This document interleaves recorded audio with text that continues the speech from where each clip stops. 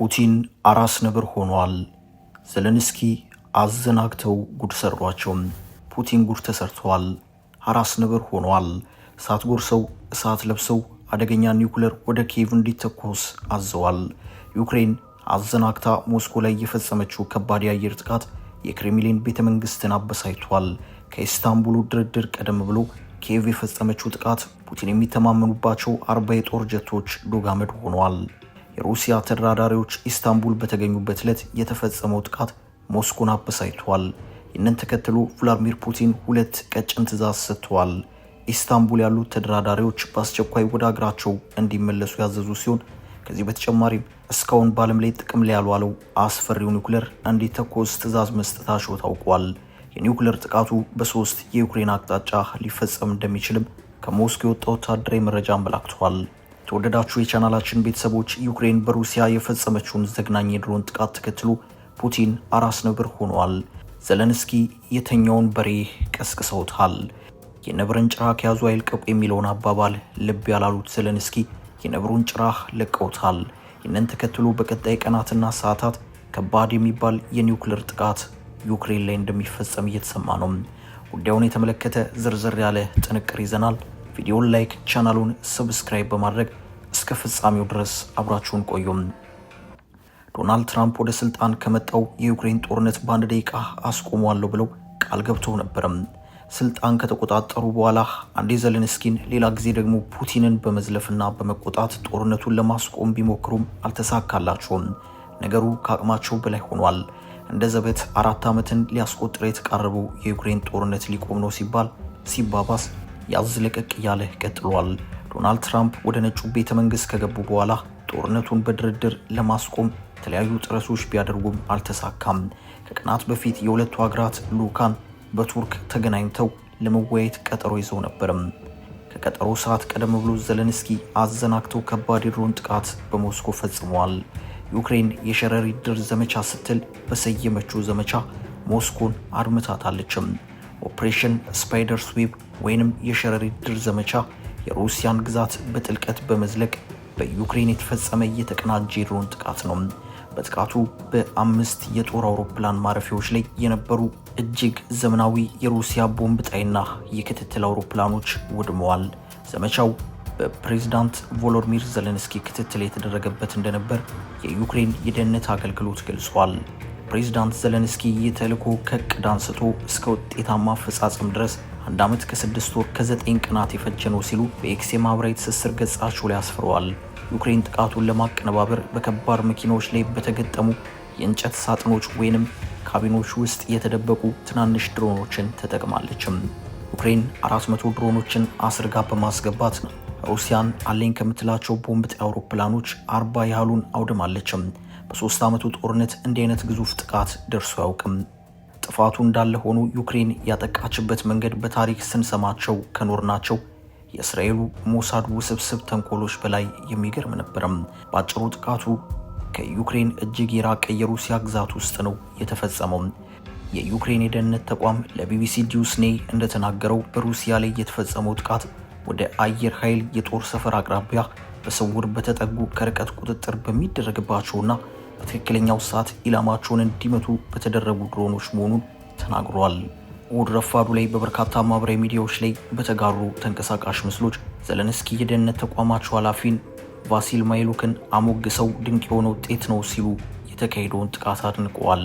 ጥቃት ያደረሱት 117 ሰው አልባ አውሮፕላኖች እያንዳንዳቸው የራሳቸው አብራሪ እንደነበራቸው ዘለንስኪ ተናግረዋል። እህልና ፍርፋሪ የተሞሉ ኮንቴነሮችን የጫኑ ረጃጅም መኪናዎች የደራሽያ የአየር ቤዝ ወደሚገኝበት ግዛት ተጓዙም። በበቂ ርቀት ላይ ሲደርሱ የኮንቴነሮቹ ጣራ ተከፈተ። ከ400 በላይ አጥፍቶ ጠፊ ድሮኖች እንደ ወፍ መንጋ ከኮንቴነሮቹ እየወጡ ሰማዩን ሞሉም። በሰማይ ሲጠበቁ በእህል መጫኛ መኪና ሰርገው ወደ ራሻ የገቡ ድሮኖች ነበሩ።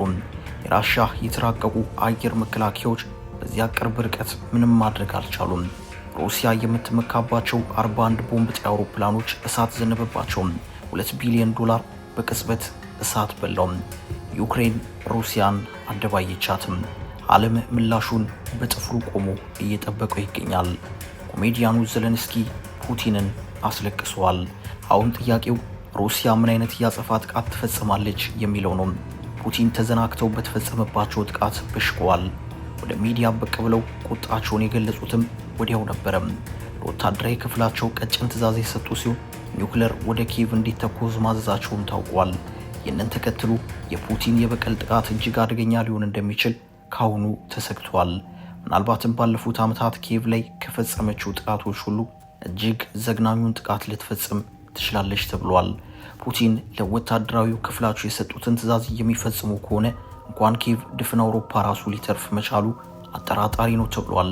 ከዚህ በተጨማሪም ዓለም ወደ ኒውክሌር ጦርነት ልትገባ የምትችልበት እድልም እጅግ ሰፊ ነው።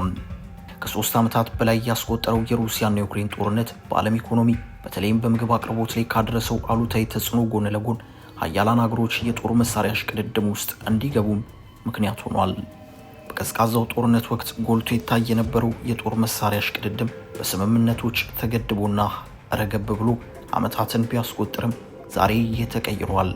በተለይ የዩክሬንና የሩሲያ ጦርነት በምዕራቡ ዓለም በሩሲያና አጋሮቿ መካከል የፈጠረው የአቋም ልዩነት የጦር መሳሪያ ምርት ክምችትና አጠቃቀም ስምምነቶች እንዲጣሱ ምክንያት ሆኗል። በእንዲህ መልኩ የዩክሬኑ ጦርነት ቀጥሏል።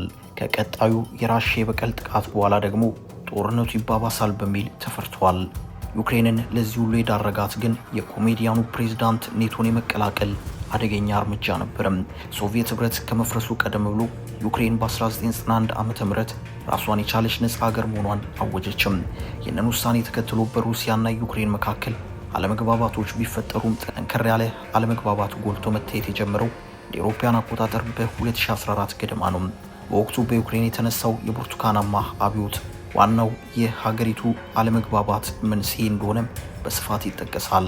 የአብዮቱ መነሻ ከሞስኮ ድጋፍ እንደነበራቸው የሚነገርላቸው የወቅቱ የዩክሬን ፕሬዝዳንት ቪክቶር ያኑኮቪች ከአውሮፓ ህብረት ጋር የነበራቸውን የንግድ ስምምነት ለመሻር ያሳለፉት ውሳኔ ህዝባዊ አመጽ መቀስቀሱ ነው። በመጨረሻም ፕሬዝዳንቱ በ2014 ዓ.ም ከስልጣናቸው እንዲወገዱና አፍቃሪ ምዕራባውያን የሆነ መንግስት በዩክሬን እንዲመጣ ምክንያት ሆነ። ብርቱካናማ አብዮት በምዕራባውያን ፍላጎት አቅጣጫ መመራቱ የተንጸባረቀበትና በሞስኮና በኪየቭ መካከል ውጥረቱ እንዲባባስ ያደረገ ነበረ። በዩክሬን አፍቃሪ ምዕራባውያን መንግስት መምጣቱ ያሳስባቸው የሩሲያው ፕሬዝዳንት ቭላዲሚር ፑቲን አሜሪካና የአውሮፓ ህብረትን የፋሺስት መፈንቅለ መንግስት አድርጓል ሲሉ ከሰሷቸው። ከዚህም አልፎ ሩሲያ ከዩክሬን ግዛቶች መካከል አንዷ የሆነችውን ክሪሚያን ወደ ሩሲያ እንድትካለል አደረጉም። በሩሲያ በኩል የተወሰደው እርምጃ በሩሲያና በዩክሬን መካከል የነበረውን ግንኙነት የበለጠ ከማሻከሩ አልፎ ከምዕራባውያን ጋር ትንቅንቁ ተጠናክሮ ቀጠለም። አሜሪካና የአውሮፓ ህብረት በሩሲያ ላይ ማዕቀቦችን ቢያስከትሉ ሩሲያ ክሪሚያን በመያዝ በጥቁር ባህር የባህር ኃይል ጣቢያውን ሙሉ በሙሉ መቆጣጠር ቻለችም። ቀጥሎም በምስራቃዊ ዩክሬን ዶንባስ ግዛት ውስጥ ያሉ ሁለት ራስ ገዞች በሩሲያ እንደሚደገፉ ፍንጭ ሰጡ።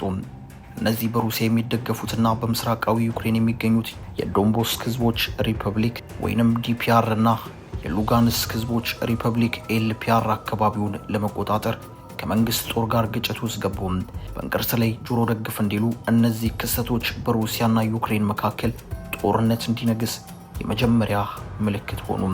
ባለፉት ጥቂት ዓመታት ደግሞ ዩክሬን ያቀረበችው የሰሜን አትላንቲክ ጦር ቃል ኪዳን ድርጅት ኔቶ አባልነት ጉዳይ ለሩሲያ ትልቅ የራስ ምታት ሆኖ ቆይቷል።